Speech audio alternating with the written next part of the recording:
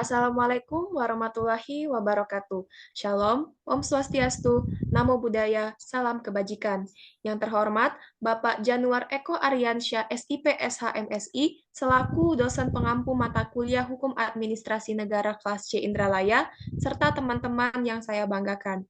Pada kesempatan kali ini, kami dari kelompok 1 akan mempresentasikan materi yang berjudul Sumber Hukum Formil dan Material dalam Hukum Administrasi Negara.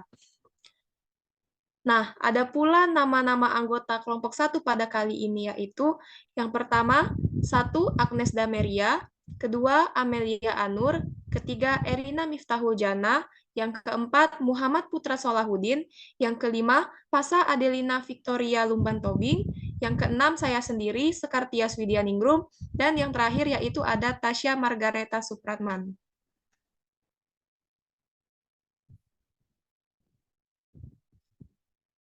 Baiklah, untuk materi yang pertama itu ada sumber hukum yang terdiri dua macam. Yang pertama, sumber hukum formil ini merupakan sumber yang diakui suatu sistem hukum secara langsung bisa langsung menciptakan hukum. Nah, sumber hukum formil ini bertempatkan dari mana mengambil hukum yang dapat melihat dengan cara terjadinya atau secara bentuknya, bisa yang digunakan secara langsung. Yang kedua yaitu ada sumber hukum material, yaitu tempat dari mana materi atau isi hukum itu diambil. Nah, dapat dikatakan dari mana juga bahan hukum ini diambil.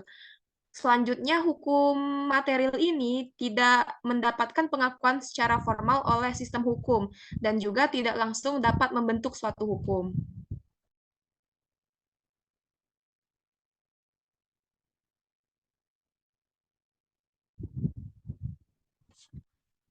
Nah, selanjutnya itu ada sumber hukum formil dalam tata hukum Indonesia. Yang pertama itu ada peraturan perundang-undang, kebiasaan, jurisprudensi, traktat, dan juga doktrin. Selanjutnya, materi tentang peraturan perundang-undang serta kebiasaannya akan dibacakan oleh Saudari Tasya. Kepada Saudari Tasya, waktu dan virtual kami persilakan. Baiklah, moderator, terima kasih. Materi selanjutnya yang akan saya jelaskan yaitu tentang peraturan perundang-undangan. Peraturan perundang-undangan ini sendiri merupakan peraturan hukum tertulis yang dibuat secara sengaja oleh badan yang berwenang. Lalu adapun menurut BUYS, yaitu undang-undang dalam arti material merupakan semua aturan hukum yang mengikat orang secara umum. Inilah yang disebut peraturan perundang-undangan. Lalu, undang-undang dalam arti formil merupakan aturan yang disebut undang-undang karena cara terbentuknya atau memenuhi prosedur formal untuk disebut sebagai undang-undang. Lalu, adapun ciri peraturan dari perundang-undangan tersebut, yang pertama, bersifat umum atau komprehensif. Yang kedua, universal. Yang ketiga, mempunyai sistem untuk mengoreksi sendiri.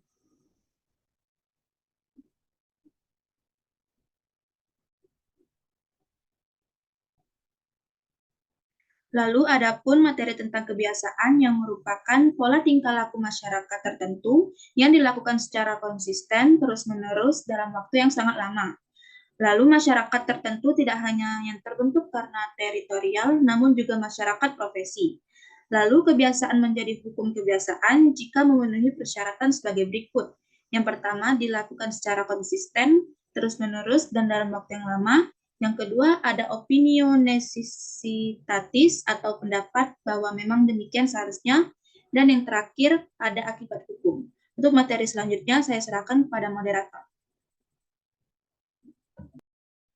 Baiklah, terima kasih kepada Saudari Tasya. Materi selanjutnya yaitu tentang jurisprudensi yang akan disampaikan oleh Saudari Erina. Kepada Saudari Erina, waktu dan virtual kami persilakan. Baiklah, selanjutnya mengenai materi jurisprudensi. Secara umum, jurisprudensi merupakan sumber hukum dari putusan hakim. Putusan hakim terdahulu yang telah mempunyai kekuatan yang tetap, yang kemudian diikuti hakim lainnya. Putusan hakim yang telah mempunyai kekuatan hukum tetap dan dibenarkan oleh Mahkamah Agung pada tingkat kasasi atau putusan hakim MA yang sudah mempunyai kekuatan hukum tetap menurut subjektif. Jurisprudensi ini dalam praktik di Indonesia merupakan putusan hakim melalui proses eksaminasi oleh Mahkamah Agung untuk menjadi jurisprudensi. Adapun unsur-unsur yang harus dipenuhi putusan hakim untuk menjadi jurisprudensi. Yang pertama yaitu putusan atas peristiwa hukum yang belum jelas pengaturannya dalam peraturan perundang-undangan. Yang kedua, putusan sudah mempunyai kekuatan hukum tetap. Yang ketiga, telah berulang kali dijadikan dasar memutuskan perkara yang sama.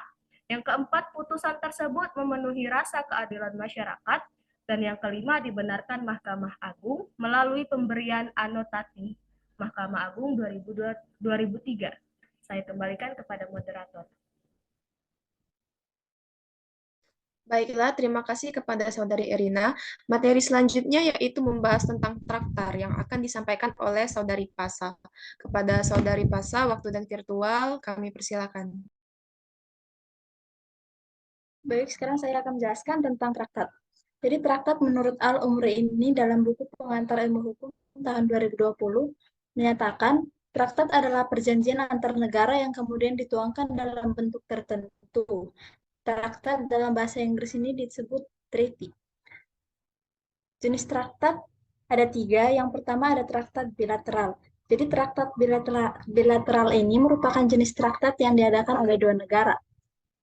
Contohnya perjanjian internasional antara pemerintah Cina dan Indonesia kewarganegaraan. Yang kedua ada traktat multilateral, di mana jenis traktat ini diadakan oleh lebih dari 2 negara. Contohnya perjanjian internasional mengenai pertahanan yang dilaksanakan oleh sejumlah negara Eropa. Contohnya perjanjian ekonomi antar nation. Dan yang ketiga ada traktat kolektif atau terbuka, yaitu traktat multilateral yang memberi kesempatan kepada negara yang tidak turut serta dalam pengadaan perjanjiannya, tetapi kemudian bergabung menjadi pihak yang terlibat. Contohnya adalah PBB atau Perserikatan Bangsa-Bangsa. Terima kasih, saya kembalikan kepada moderator. Baiklah, terima kasih kepada Saudari Pasa. Materi selanjutnya yaitu akan membahas tentang doktrin dan sumber hukum materi yang akan disampaikan oleh Saudara Putra Solahuddin. Kepada Saudara Putra, waktu dan virtual kami persilakan. Baik, terima kasih kepada moderator. Saya akan memaparkan materi mengenai doktrin dan sumber hukum material. Doktrin adalah pendapat atau ajaran yang dikemukakan pakar hukum dan biasanya dapat ditemukan dalam tulisan-tulisan hukum atau legal writing. Nah, contoh dari penerapan doktrin itu sendiri ada yang pertama perkara tentang kontrak, di mana perkara tentang kontrak ini akan mengacu kepada pasal 1308 ayat 3 KUHP Perdata yang isinya setiap perjanjian dilaksanakan dengan itikat baik dan dilanjutkan dengan tidak ada pengertian dan tolak ukur itikat baik dalam KUHP Perdata.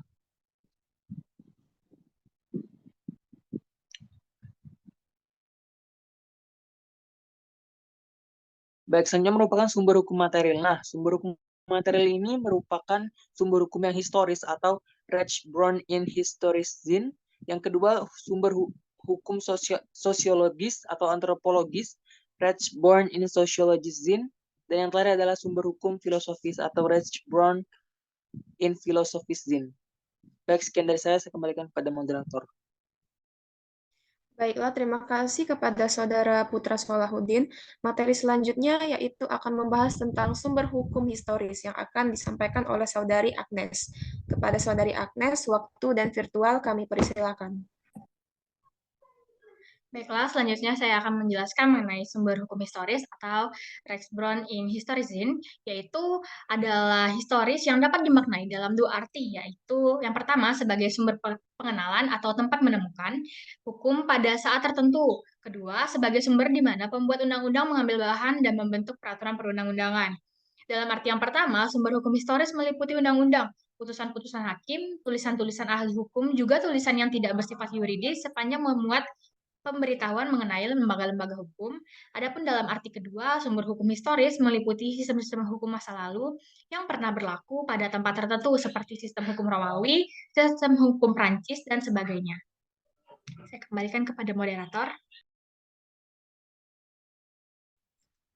Baiklah, terima kasih kepada Saudari Agnes. Materi yang terakhir itu akan membahas tentang sumber hukum sosiologis dan filosofis yang akan dibawakan oleh Saudari Amelia.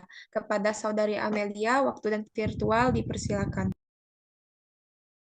Baiklah, terima kasih atas kesempatannya. Di sini saya akan menjelaskan sumber hukum sosiologis atau antropologis. Perlu kita ketahui bahwa sumber hukum sosiologis ini memiliki arti yang penting dalam menentukan isi atau materi dari suatu kaidah hukum. Begitu juga dengan hukum administrasi negara dalam menentukan material atau isi dari kaidah hukum harus memenuhi nilai-nilai sosiologis, sehingga aturan tersebut tidak mendapatkan penolakan dari masyarakat. Next.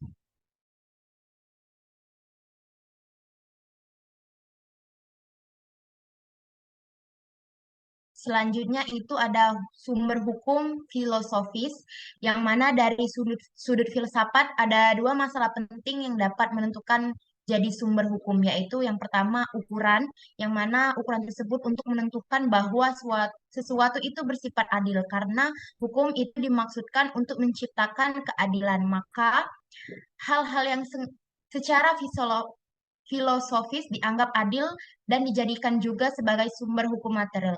Yang kedua, faktor-faktor yang mendorong seseorang mau untuk tunduk pada hukum. Hukum itu diciptakan agar ditaati oleh sebab itu semua faktor yang dapat mendorong seseorang taat pada hukum harus diperhatikan dalam pembuatan aturan hukum. Sekian penjelasan materi dari saya kembalikan ke moderator. Baiklah, terima kasih kepada Saudari Amelia. Sekian yang dapat kami sampaikan terkait mengenai materi hukum administrasi negara pada hari ini. Lebih dan kurangnya kami mohon maaf. Kami akhiri. Wassalamualaikum warahmatullahi wabarakatuh.